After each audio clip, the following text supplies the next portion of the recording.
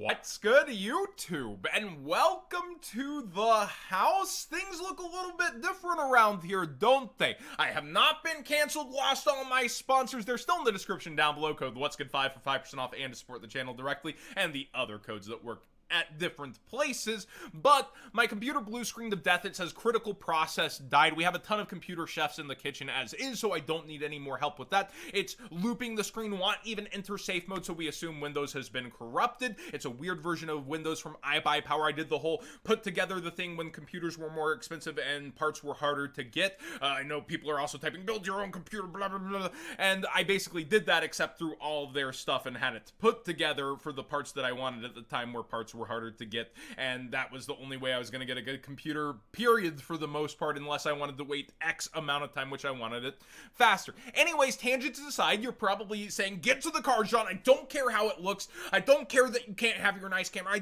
I want the card, so let's go ahead and get into today's market watch, starting with a hit of that King's Copium. Rivalry of the Warlords collector rare is spiking real hard. You have a top-rated seller at 120 before it's 250, then 300, and a very low-rated seller around the 100. Probably not selling because of that low feedback. Anything below 99% on TCG is pretty darn bad. It means a lot had to go wrong versus what you were selling. But we see even a sale at 115, a lot of them around that $90 mark, bubbling up into this point. And I've always said this looks like one of the nicest looking collector rares that is out there, period. Whenever I saw Yugi tubers initially pull it, I was like, yeah, that is a good one. And with Floodgate, yep, you know, format after format going to rotate in and out. A lot of people want to be in on this right now, and I do think Rivalry is a very good card overall, but to remember, you either have to have backup with it when you're flipping it after losing a dice roll, or, you know, just win the dice roll and be good and flip this, I guess. Also, the rare has gone way up over time. I suggested it way back when it was like a quarter and it was easy to get. Now it's still easy to get, but it's about $8 each, so if you listen to me either early on the nice version or the penny stock, you're doing very well for yourself. But not a financial advisor channel. I don't know your bankroll. I don't know the future of cards, how long things will end up going on like that, but I felt like this one was a pretty easy call, especially if there wasn't a reprint. And this Rivalry has so many different versions. It's just what happens when it doesn't get a reprint for a good amount of time after. Like, we're over a year after. We didn't get another world premiere pack for the US where we got to like Toon Chaos and successful sets like King's Court, so it's kind of weird to actually think we're kind of missing the good collector rare set, although some of them been hitting lately that have introduced deck building sets. Gizmek Orochi, I heard pack spiked this one. The secret rare is way up. Luckily there's still a very easy to get common version from the Cyber Strike structure deck. I would still say that's a good penny stock, although I would go with the Ultra over it at first, which many people have been doing, and now has a market price of $2 on the Ultra. The secret has spiked insanely, and the common is still sitting there, readily available if you're on a budget. Dingirsu, the ultimate rare, has spiked up. I don't think this goes hand in hand with rank 8 yet, if that's like the case, maybe, but you see a couple sellers sticking at 65 before it goes up towards 85 to 90, and kudos to them. They're probably just leftover listings, but not suddenly spiking it up to go with everybody else's, as the sales have only gone to 60, 55, 58, around there. So a lot of people making sales on this card, and sellers actually not just knee-jerk reacting and going up on the market. I do like to see that, and I think it goes hand in hand more so with people just hoping Harpour is coming off the ban list. I've heard a lot of people saying, yeah, it's gonna happen this time, toss format, baby, we're back, woo! And I've got to say to that, you're still ban list speculating. People have been saying Harpour like the last 2 to 3 lists, and you see this exact same graph pattern, you know, the down and then up, the exact same pattern on the Dingirsu, except going up even further because it's the more expensive piece. Now, in a non-sponsored piece of merch, these lanyards are funny because a lot of people are asking me where they are. They're spelled wrong on the Five Below site. I always call it Five and Below for some reason, but they do $8 flat rate shipping, but they limit you to 5 per cart at a time, and that Dark Magician Girl just looks really nice, and a lot of people are hunting it down.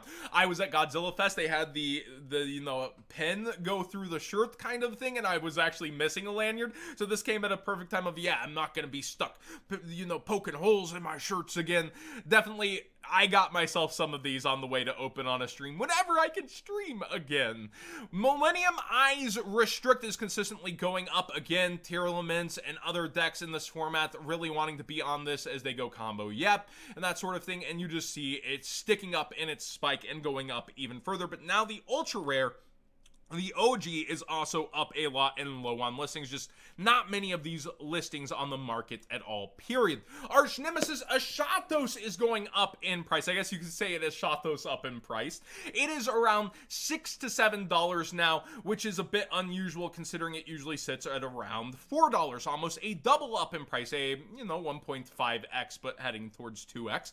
And I think this card has been slept on for a very long time. The Arch Nemesis is also didn't get their reprints in 10s and stuff, being from Eternity Code. Very interesting that people are now after this. I think it's used with the Shabis or whatever it's called, the new Albaz dragons and some Splight tech combo to Foolish Burial It or something crazy from what I'm being told. Correct me in the comment section down below or say exactly what happens and why it's good and why it's happening, because I've just been given the TLDR coming back after a couple days off and dealing with all my tech problems. I'll talk about what I've been doing in the meantime at the end here, because get to the cards, John. Boo roo roo at Ignister roo. This card is around $7 to $8, and I just didn't know. I knew it was a $4 card for the longest. I didn't know it went up to this length. Missing, having a reprint. This is the expensive rare now that you might not have known was worth some money, and you should be picking out a bulk or be aware is worth what it is.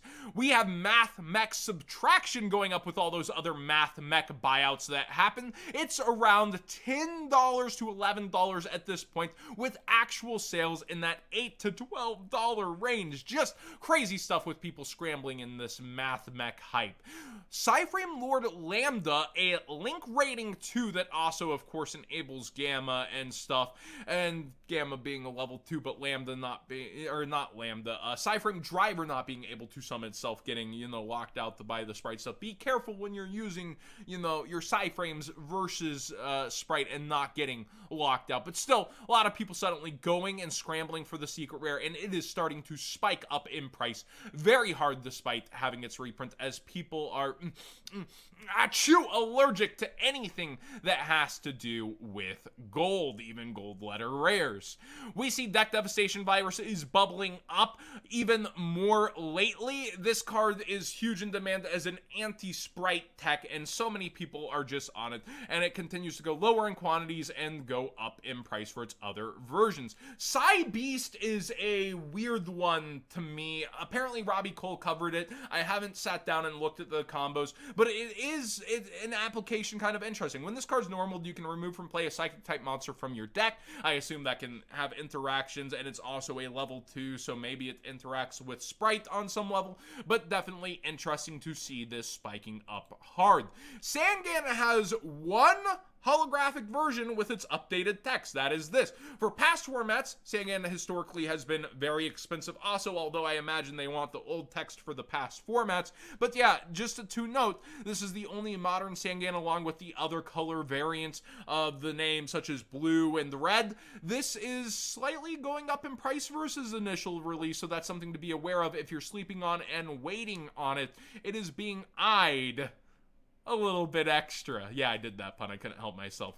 Divine Arsenal AA Zeus Ultra Rares are moving very fast and catching up to the price of the secrets, and the secrets are going lower in quantities, and there's not the most listings of the ultis, and it's up a little versus market price, but the Starlights are very down versus where they used to be, so that's interesting for such a powerhouse, as people do banlist speculate that this one day will be listed down to 1, if not banned eventually, but limited. But yeah, just check this out. Its graph is going up. There are listings at 16 before it gets to 17 on the front page, but people tend to go with the sellers they want. But yeah, a ton of sales in that $16 to $15 range as it starts to spike, and I did tell you around $10 to $12. I definitely thought that it was a bit too cheap unless it got reprinted at some point.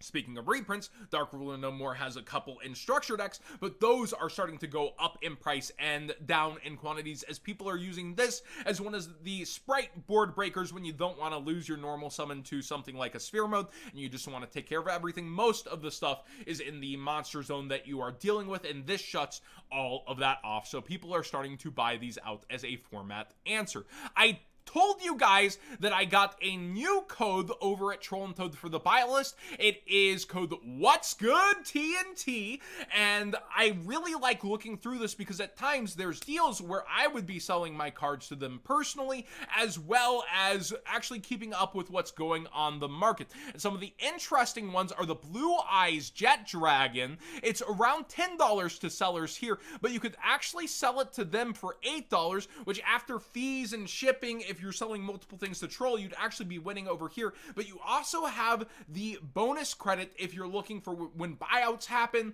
or when they also have a sale such as a Black Friday sale. I love stacking up credit with them for those. And there's multiple cards here that actually pique my interest. Like they're buying liquids at $9 when it's 10 over here. You're actually better off selling them the liquids at that price. They also are buying up the Magician Souls color variants pretty darn close to what they're priced, around $19 here, and then regular Ultra at $21. I probably want to do the regular Ultra, but the color variants are very competitively priced. And again, with that bonus credit, having it on the sites for when buyouts do happen and they still happen to have stock, pretty good strat in my opinion. But yeah, just looking through also the Exo Sister stuff, a lot of it has been coming back to more reasonable prices, yet Troll and Toad, they have demand for it on their site and are spending pretty good the money, although looks like some people have sent in some quantities to them of certain cards. Definitely interesting to go over and look at, and then kind of like see what's selling hot for them, what they're ending up buying.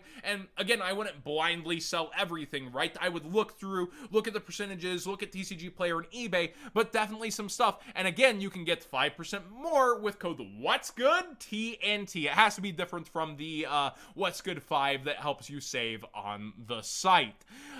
Finally, Abyss Dweller Ultimate Rares. Finally, I called this one forever ago. It is starting to spike up within this format. A lot of people using it, and the graveyard is more important than ever. Tier Lament Mirrors, I believe, are the main thing being quoted for this card going up. And then I wanted to live react, have not looked at Power of the Elements, baby. How are you stacking up after Sneak Peek Weekend? People still want way too much for DPE. USA, they want way too much for that. I think it's still available places like Tier 0. I think Tier 0 restock DPE cheaper than this, but up in price versus their initial listings.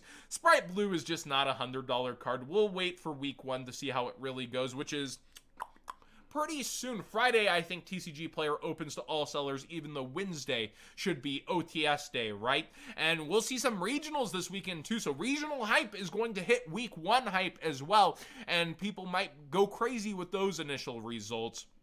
But yeah, overall, just overpriced. Martha, I think, why did you say that name? It was priced around $20 on pre-sales. I think it'll be falling back down like a lot of the Exo Sister stuff has been kind of chilling back out. It's still up versus when spikes happened, but they've been chilling back out. And I think you'll see a lot of this stuff even out, definitely down in price. But again, versus that week 1 hype, it'll be interesting to start to look at how the market does develop for a true week 1 with this set. Again, sometimes you give extra zones there, right? Like 2 weeks, 3 weeks to see what prices really will be, but I feel like you definitely won on some pre-sales if you went in early looking at Sprite Blue versus those. What were they on Gamerswiss? I think $30 for their very first pre-sales.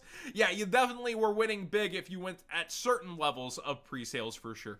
Thanks for watching today's Market Watch. Hopefully the quality of this video itself was pretty good. I got in spaghetti westerns during my like forced break here. I watched The Good, the Bad, and the Ugly. It holds up. I was in my wallet, which is hurting from not uploading, but I appreciate y'all waiting for me, being here, watching my videos. I love doing this for a living, and technical difficulties will be back to streaming as soon as I have my powerful setup, because I'm guessing this one won't do too well for streaming modern day. It's been like 4 years since I activated it, and to those, but we'll see how everything goes. Thanks for watching, everybody.